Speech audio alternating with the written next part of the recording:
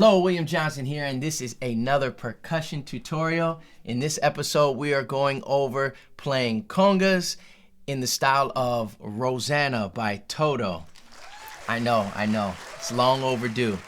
If you are not familiar with Rosanna, you can stop and go listen to Rosanna and come back.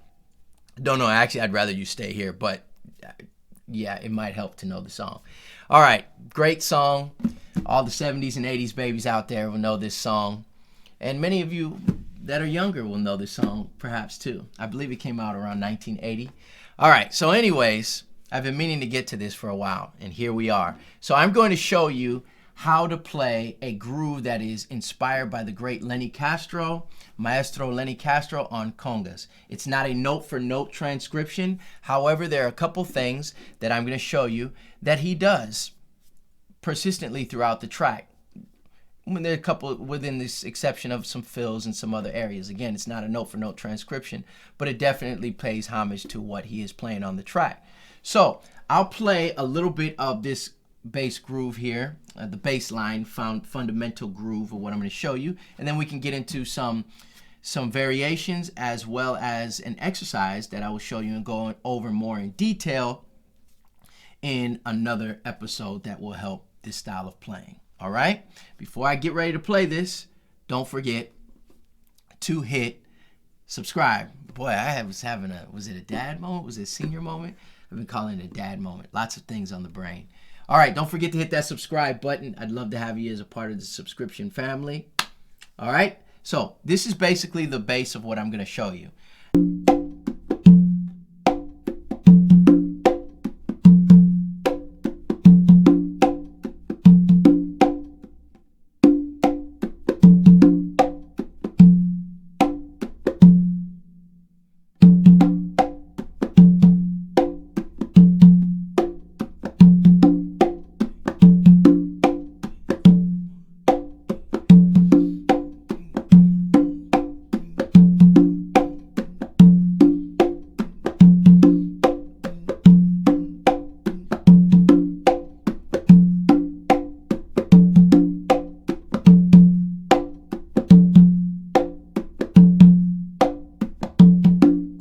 Alright, so at the end there, I added a couple variations, switched it up a little bit. There was variations throughout, but the whole thing that I was doing was this.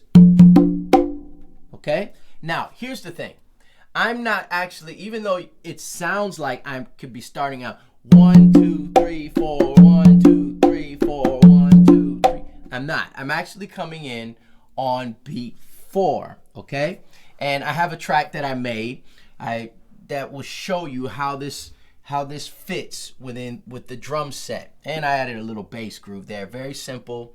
I'm not a bass player, but I wanted to add something to kind of fill the track out a little bit. So if I count it, and I'll count it a little slowly, it's something like this. 1, 2, 3, 4. 1, 2, 3, 4. And then I come in on 1 with the higher drum. So low, low, high. Low, low, high. 1, 2, 3, 4. 1, 2, 3, 4. 1, 2, 3, 4. 1, 2, 3, 4. 1 and 2 and 3 and 4. 1 and 2 and 3 and 4 and 1 and 2 and 3 and 4 and 1. Okay? So playing on the 4, 2 eighth notes. And the end of 4, 1, 2, 3, 4. 1, 2, 3, 4. All right? 1, 2, 3, 4, 1. All right? Yes, you guessed it. I know what you're thinking. Then you play the slap on 2. That's what you were thinking? Okay, well, if it's not what you were thinking, it is correct. Then we play the slap on 2, and we have the whole groove there. 1, 2, 3, 4. 1, 2, 3, 4. 1, 1, 2. You can switch it up and just play 1 open note, and then play the 1 on the high, and then the 2 on, the slap on 2. Okay? So this can basically be the whole thing. 1, 2, 3.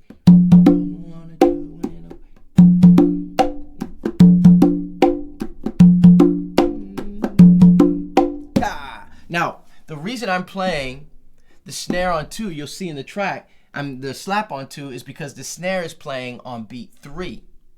And so it creates this funky setup. And I've spoken about this in other podcasts. When you add the snare or the slap right before the snare, it gives you this teeter-totter type of feeling. And then we add the open notes around it, so it really gives it this bouncy feeling. Okay, that's my subjective interpretation or opinion, how it moves me emotionally, right? It gives that really bouncy feeling to it. For me, ghost notes, notes around the backbeat, or just the dynamics up and down is what really makes something feel funky, and how you space it out. Okay, so it's a shuffle feel. It's not 1, 2, 3. It's not that. It's so it's almost kind of like a weight. It's a little swing there. Just space out the notes. Okay. It's good to listen to the track over and over and over and over and over. Then you can play this. You try to play it and learn it, and then record yourself. Once you can play it up to speed a little bit, listen to the track, listen to your recording, how you recorded yourself, and keep trying to get closer and closer. Recording yourself is a great way to actually learn, because now you can basically teach yourself. No, that wasn't right. You didn't do this here. You didn't do that there. And it's a good indicator of how far you're coming along, and it's a barometer. It's like you can use it as a barometer, where you stand in your goal setting, how whether or not you're getting close to that goal and sounding that way. All right. Now, if we were to add 3 drums, we can take the third note, that one right there, which is on beat 1, and move it over here to the middle drum. It's on the left-hand side, but it's middle in relation to tone, right?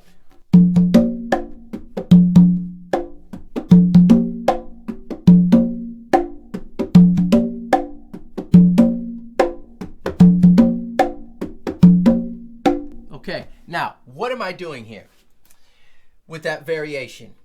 Sometimes I'm playing 2 open notes. Sometimes I'm just playing 1 open note. Okay? So that's basically it right there. Now, if I set my metronome, I can show you what I mean by beat 4. So let's get the metronome out, and I'll show you, and then we'll play this. I'll play this track, the Rosanna track that I put together with the drums and the bass on there, and then I'll play this fundamental groove, and then you can see how it works together. And then I'll do another episode where I break down some ghost notes that you can play to fill it out. All right, so let me slow it down here. 3, 4. So the 1 is accented. 2, 3. And actually, I had the 2 accented, so I will accent the 1 and the 4 with different sounds. 2, 3, bip, boop. 2, 3, bip, boop. 4, 2, 3, 4. Okay? So on 4, I'm going to play these 2 open notes. That's where you start. Well, just right there. Pay attention to how your drum is tuned and how you're playing. Not too far apart, nice, smooth tone. Almost pressing in a little bit. Not fully resonant. So. Then the next thing is the next note, which you have to accent a little bit. Okay? That means you have to play it a little bit louder. It's an accent. 1, 2, 3.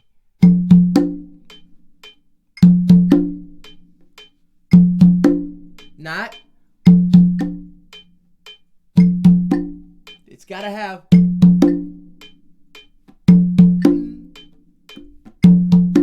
All right? 4, 1. 4 and 1. Okay? Then 2. 4 and 1. 3. 4 and 1. 2, 3. 4 and 1. This is basic, yes, But the complexity lies in the nuances, the dynamics, the tone, the tuning, the spacing of the notes in between each other, the swing. And to get that feel, I'm going to show you an exercise to practice over and over. But you cannot get around listening and listening and listening and listening to the track and other people's playing styles that you're trying to emulate. All right? And then recording yourself and seeing how you sound. Okay? That's key, because in your ears in real time playing, you may think you're nailing something, but when you record yourself and watch back, you're like, ooh, no, I'm not hitting it. So it's really important to do that. Okay? So that, in essence, is the basic of the groove. Every now and then, take one of the open notes out. 1, 2, 3, 4. 1, 2, 3, 4, 2. And that's it. Doesn't sound like it? Speed it up. I guarantee it's it. 1, 2, 3, 4. 1, 2, 3, 4. 1, 2, 3, 4. 1, 2, 3, 4. 1, 2, 3. All I wanna do when I wake up in the morning is see your eyes. Speed up.